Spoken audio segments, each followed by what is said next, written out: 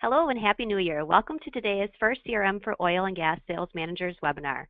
My name is Christina Felchlin, Support Manager at LedgeView, and I'll be your host. I have just a couple of housekeeping items to cover quickly. Even though we are scheduled for just 30 minutes, we'd love to hear from you during today's presentation. To ensure the best audio quality for our attendees, we have everyone in listen-only mode. If you have a question, please submit those in the question pane of your GoToWebinar control panel, and we will address as many questions as we can at the end. If time does not permit, we will follow up offline. That's our promise to you. The best way to submit a question is when you register for the webinars. This allows us to incorporate them into our presentation. Lastly, today's webinar is being recorded and will be available on demand after the live session. All registered attendees will receive an email this afternoon with an access link. These oil and gas webinars for sales managers and leadership team is meant to provide the best practices for our oil and gas product, how-tos, be it a new feature or one that many users are asking but haven't completely understood the functionality, or the tips for certain features. These sessions will be held every other month. The content discussed is driven by the questions and topics you have sent us. And now we have a poll here. So we want to know how often you use CRM. By understanding your level of use, it allows us to know what detail we should go to during these presentations. Is it a multiple times each day, once a day, a few times each week, once a week, or less than a week? And again, we thank you for participating in this poll. All right, we're going to go into the agenda once we get through their poll. All right, we're going to go into the agenda. We're going to talk about for oil and gas product support subscription, what it covers and what it does not. The competitor share of wallet. We've recently received a lot of questions on how this is calculated and where you view your share of wallet compared to the competitor share of wallet. So I want to cover that for you today. And then it's a new year and time for loading goals. Although I realize many of you have different fiscal years, we wanted to give you a how-to on how quick and easy it is to load those goals. Of course, every so often you receive some errors when loading those goals. So let's explain a few of the issues we've recently helped customers with. Then we'll move into the iPad app, what it does and what it doesn't, a few slides on how to troubleshoot the iPad app, and the simple steps to set up a new user. And then we want to remind everyone of the process to add new employees and a tip for onboarding the new employee. And then we'll get to the questions you submitted at registration. All right, now let's get to the content. So what does our oil and gas product support include? Along with the 3 to 4 product updates and the Microsoft updates, our LedgeView support team is here to answer you and the end users, how do I and why is this happening questions. We support all CRM clients, so the CRM for Outlook client, the web client, and your mobile iPad clients. Release support. When new releases are provided by our oil and gas development team or Microsoft, we are here to answer those questions and work with our development team or Microsoft as needed to resolve your issues. We also monitor and maintain the oil and gas CRM environment. And then as the new features are rolled out, we'll work with Steve Raybrock to roll out any remaining features you didn't implement to go live, or again, those new features we add as the product develops. And then what doesn't support include? So we sometimes receive questions about items outside the scope of our product, our support subscription. And I just wanted to make sure everybody was aware of what we do not cover. We do not build, maintain, or update the process to extract your back office system data, nor do we load your client data file onto our FTP site. We do not host your CRM email router. Custom modules that were handled separate from the functionality of the product features. And we do not support third-party modules of any kind, nor does the subscription cover the implementation of Office 365. However, we do at LedgeView have a service offering where we implement Office 365 and migrate from email platforms, but we cover that through a separate statement of work. And then we do not install any hardware or operating systems. And lastly, we do not complete any of the operation duties like data entry, loading goals, creating your opportunities, or updating clients' custom reports. So if you have custom reports you created, we do not update those or change those per your request. Those are something that you would maintain on your own. All right, now I want to quickly introduce our support team. So we have 4 support consultants that handle support here at Ledgeview, be it the oil and gas or our general CRM support. We have Michael Dodds, presenter for today. He'll be talking here in just a few minutes. Tyler Felton. And then we have 2 new support consultants, Taylor Nason and Josh Phillips. So you will be seeing those names more frequently. And I kindly ask you to contact our support team at the support line, the 920-560-6888, or email us at crmsupport@ledgeviewpartners.com. Many times we have customers emailing our support consultants directly, and we just want to make sure that as quickly as we can, if you email to our CRM support@ledgeviewpartners.com email, we can ensure that your email goes into our queue and will be resolved as quickly as we can. And I have eaten up way more time than Michael wanted me to have. So with that, I'm going to introduce you to today's speaker, Michael Dodds, support consultant with Ledgeview Partners. Good morning, everyone. I hope everyone is warmer than it is here in Wisconsin. We're quite cold. But let's get to some hot information and get rolling. So to start off, we're going to go over the competitor share of wallet. Competitor share of wallet, it's how much money a company could spend on products and services you sell. That's your share of wallet. And then how much of that wallet you have compared to how much of the wallet your competitor has, that's your share of wallet versus the competitor share of wallet. The key in gathering this information is really talking with the customers to capture how much they are spending with your competitors. And now let's go into how do we record a competitor share of wallet. I'm going to pull up CRM here, and we're going to start by clicking on the three lines main navigation. Go to sales and then accounts. From here, we're just going to open up an account, and I'm going to show you where to add the competitor share of wallet. In this upper ribbon here, you're going to see add share of wallet competitor. So once it finishes loading, we click on add share of wallet competitor. And you're going to have 3 drop-down lists. First one is for department. So which department does this competitor affect? Product segment. So we're going to go with antifreeze. And then which competitor it is. And if you ever need to add this information, simply contact CRM Support at Ledgeview Partners. We'll take care of adding these new departments, new product segments, new competitors for you. And while your salesperson is talking with your customer and they start talking about the competitor and what they sell, you really want to make sure you gather the revenue, gross profit, and annual volume. And if they're willing to share that information, you can simply type it in here.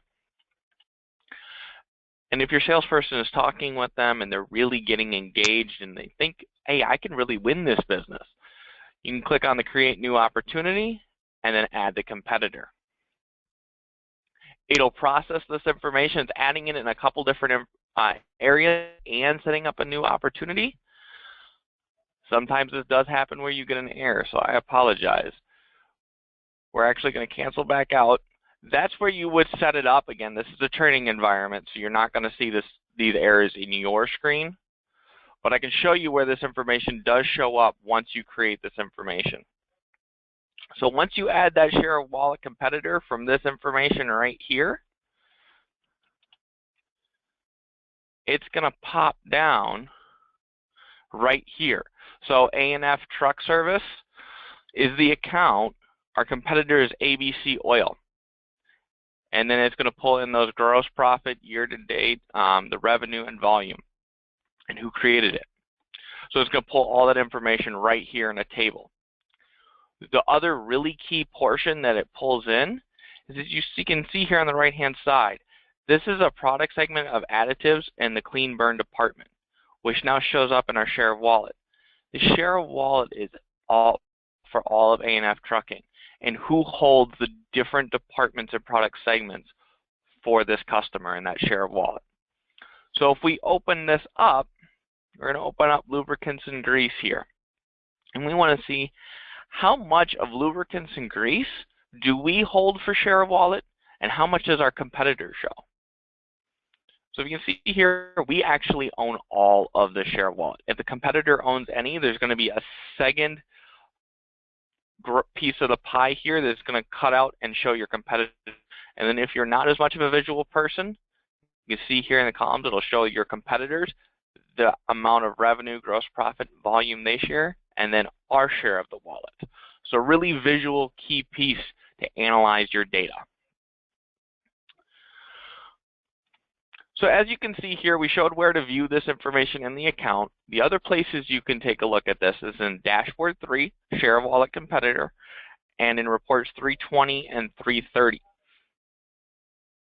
If you'd like more information on these dashboard and reports, I can definitely answer those questions with you on an individual basis. A key question that we get, and I know a lot of you sales managers have talked with me recently about this, about loading goals. How do we do it? So the first place to start off with is the document to load those goals. So we're going to jump back to CRM, and we're going to navigate to Workplace, and then to Documents. The very bottom of this screen is document 900.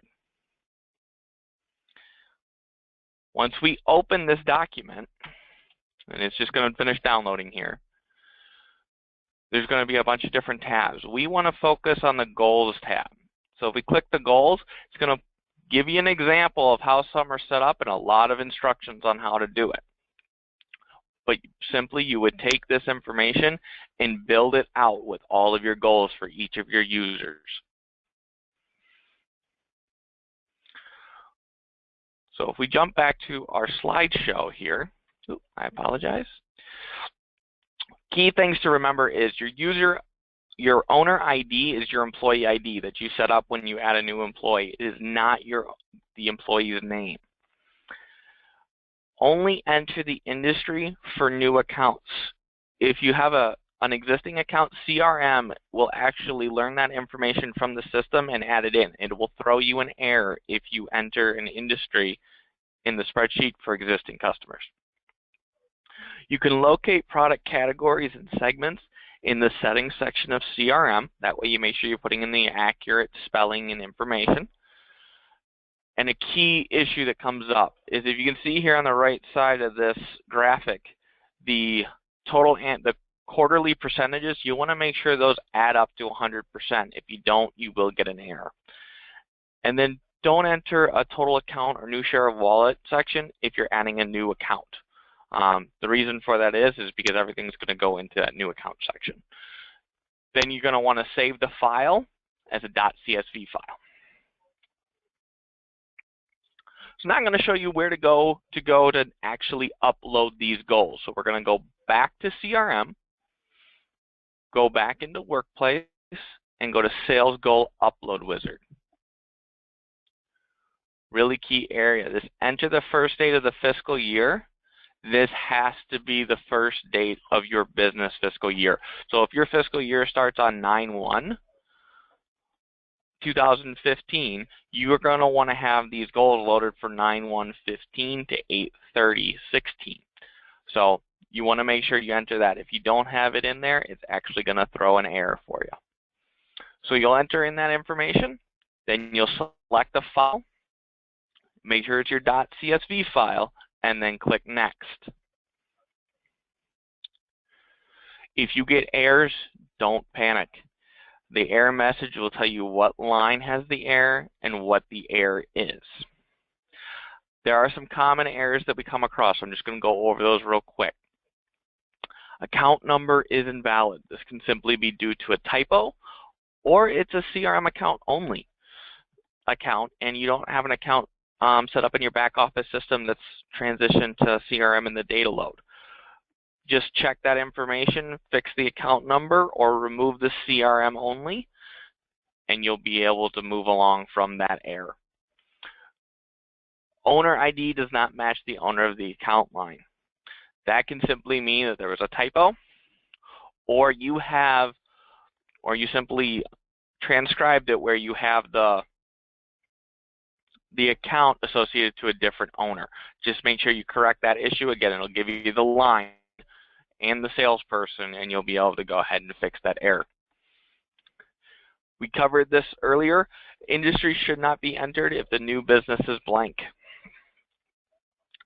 Another error that's common is record with the values of X, Y, Z. It'll actually list those out there, but each one's different. That's simply going to say there are duplicate rows, and it'll have an error for each duplicate row out there. Just want to make sure you remove those duplicates, and the error will go away. So that's some great information on loading goals. Another great piece of product that's included with your oil and gas subscription is the iPad app. And remember, this is included at no cost to you. Well, why the iPad app? Why is it important to you? If you have salesmen that go on the road and have meetings with customers, it's a great way for them to stay connected. And also, I can personally attest to this, if you're going on the road and you leave the office after reviewing all the information for an account, drive 2 hours, you get to that customer site, you're like, I forgot a key piece of information. If you have the iPad app, you can just pull that up right before you go into the meeting. It's fresh in your head. You can also pull it up during the meeting. That'll impress a lot of your customers. That shows the technology and the connectivity that you have. A real time saver and a real efficiency item is the territory management. If you have a salesman that's going out to a contact in the southern part of the state, they got a good ways to drive, but they want to make sure that they make the best use out of that trip. They can plan it by showing all the different accounts they own within 20, 30 miles of there. Map it on their territory management, plan their trip, gain a lot of efficiencies, and saw a lot more clients. Just make sure that you're connected to the internet when you set up your sales trip. Another great item is enter notes and orders, either right after you leave the meeting or during the meeting. That way they're fresh in your head. You get all that information in. Once you're connected back to the internet, you can sync that to CRM, and all your information is entered.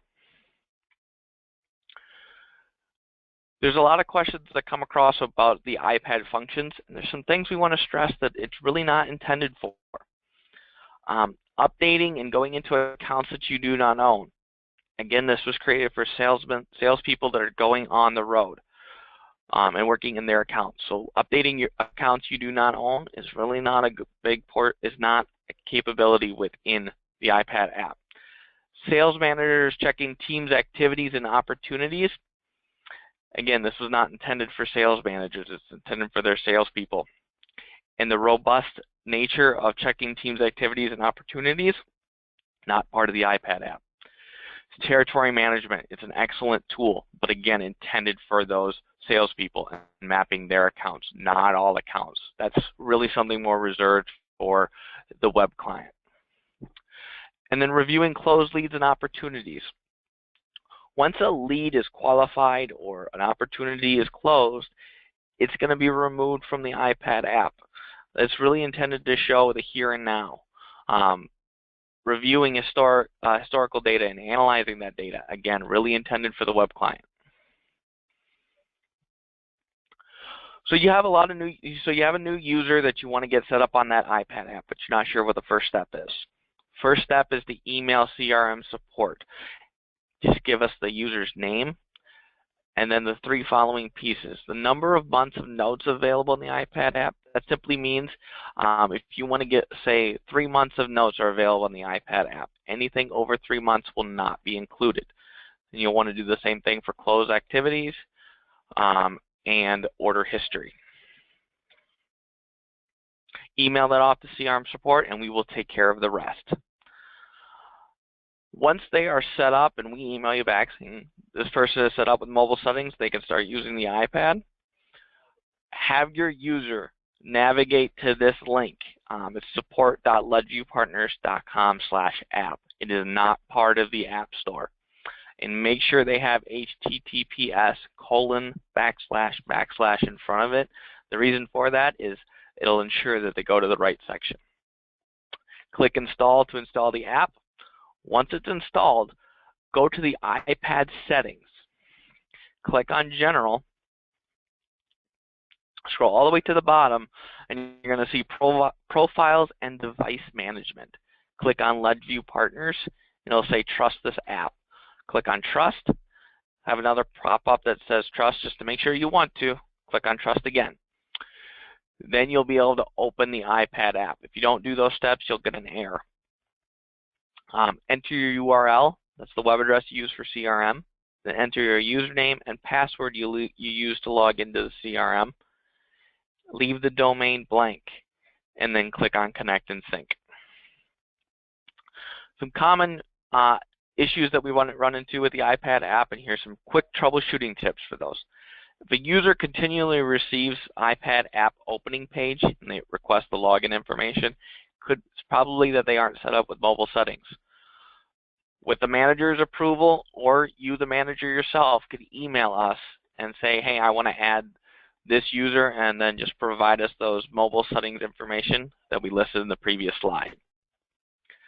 Syncing problems. This can simply be an internet connectivity issue. Check your internet connection and then try resyncing. Other times it will be that you're syncing so many records that it's just going to feel like it's just hanging there, especially on order history. But if you pay attention to the sync section, it will come up and say 25,000 records being processed, and then when you get to 40,000 or 50,000, it'll tell you that information. That's why it's taking so long. There are going to be times where you email us and there's not a quick information. We may need to see your logs. If you need that information, just ask us. We will tell you how to download your logs. Recent fixes to the iPad app. We rolled out a new update. It fixed sync issues where it was syncing but no records would actually sync. And in the activities section, if you clicked into the description, it would crash. These have been resolved. If you're still experiencing these issues, you are probably on an older iPad app version. Just make sure you navigate to the support.ledviewpartners.com/app and install the new version. You don't need to delete the existing version or anything. Just download on top of it, and you'll be ready to go. So that's some really key information on the iPad app. A lot of managers email us when they want to add some new users. I'm just going to give you some quick pointers in the best process to add a new user. You've probably gotten it from me or from Tyler Felton, the master user spreadsheet for your company. Make sure you take that user spreadsheet, the most recent one we sent you, add your new user, and complete all information for each column, especially security role, dashboard 97 access, and sales area. Those are really key pieces to set up for a new user and can affect dashboards. And then send that to CRM Support at ledviewpartners.com. To remove a user, simply send us the name of the user you wish to remove. We'll take care of the rest. There are some great videos. A lot of you have spoken with Steve Rybrock. He does an excellent job training, and he's taken that training and he's put it into some great videos. There's about 30+ videos in the workplace section of your CRM. I highly recommend your onboarding process include watching some key features in these videos, and then also the associated documentation that is also in workplace. So now let's move on to questions from users. Is there a commission report available in CRM? Currently, there is not a commission report specifically intended for commissions because, again, each company is a little different. They handle it a little bit differently. But a couple of reports that I've seen used that do work are Report 120 or 130 and Report 170 or 180. The differences between 120 and 130 and then 170 to 180 is simply salesperson versus owner, and that's just how you put in that information. Most people utilize owner and not salesperson. How do I track and report on stage duration for an opportunity? This is an excellent question, a really great piece of analysis. Unfortunately, right now, this would be a custom report. I will personally add this to the enhancement list for the product team to consider for a future enhancement. Again, enhancement list items, it's not guaranteed that it's going to be added, but it is putting it in front of the product team and the importance of it. Is there a way to move an opportunity back to a lead without closing it as a loss? This is a definite yes, with one small caveat. There's currently a bug preventing this. It will be resolved in our next release, however. We are working hard to get this fixed. Our next release should be in late February, early March. This bug will be resolved then.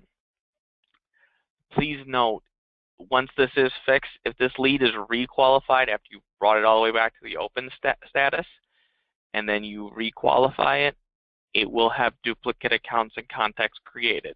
Either delete the new ones or delete the old ones to prevent duplicates in your system. How do I add more logos for vendors? If you're adding a new supplier logo, simply contact CRM Support. Provide us with the name of the supplier logo, a JPEG version of the logo, it's the preferred image, and also have the JPEG logo size be at or under 1 megabyte. If you're changing an existing supplier logo, you can either email us or you can do it yourself as well. Simply open Advanced Find, set the Look For section in the top left to Supplier Logo. Click the results. This will pull up all the supplier logo options you have. Open that supplier logo, delete the existing attached logo from the Notes section, and attach your new logo. How do I measure the purchase/volume results of the new accounts I won? I highly recommend utilizing Report 170 and filtering it to show only new accounts. This can also be filtered to a specific owner, product segment, and other items in the filtering section. It will show you the total volume, total revenue, and total gross profit for those new accounts. Other report options that you can use is Report 340 and 350, but these are comparison reports, so you're going to look, for example, year to year. How can I track what SDS, a safety data sheet, my customer has been provided and the date when they were provided to them? This would really be an outside of the box item, but I think there's a really great tool within CRM that would work for you.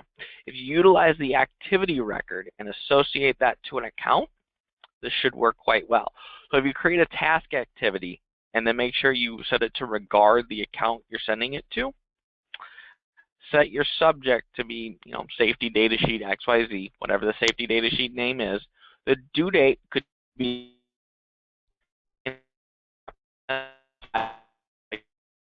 attached to the note section of the activity. How do you create sales rep views? Sales rep views are really created through Advanced Find.